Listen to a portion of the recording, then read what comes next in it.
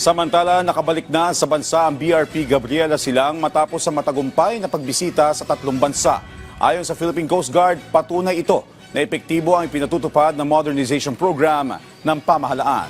Nagbabalik si JM Pineda sa sentro ng balita.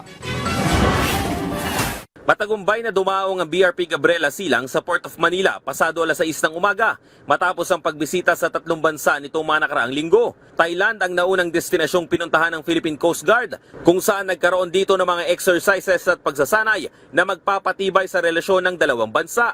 Nagsagawa din ng mga bilateral talks ang Thailand at Pilipinas para sa pagpapalakas din ng koneksyon lalo pa at miyembro ang dalawang bansa ng ASEAN Coast Guard Forum. Pinag-usapan din ng mga bansa ang mga susunod pang kolaborasyon na magbibigay ng people-to-people exchange. Kasunod naman na dinaungan ng BRP Gabriela Silang ay ang Malaysia.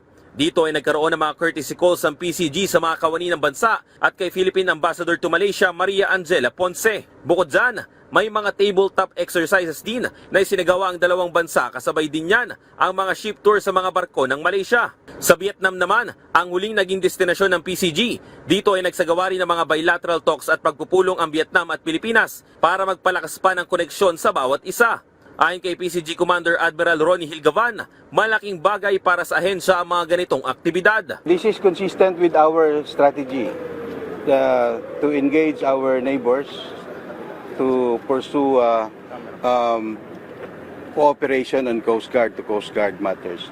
But in a more deeper meaning, we just relive the values of our forebears, that we are a peace-loving, resilient, and excellent mariners. Patunay rin daw ito na epektibo ang modernization program ng pamahalaan sa hanay ng Coast Guard dahil sa mas naging malawak ang kakayahan nito na makapaglayag ngayon. Kaya na nating maglibot sa Southeast Asia na hindi apektado gaano yung ating domestic operations.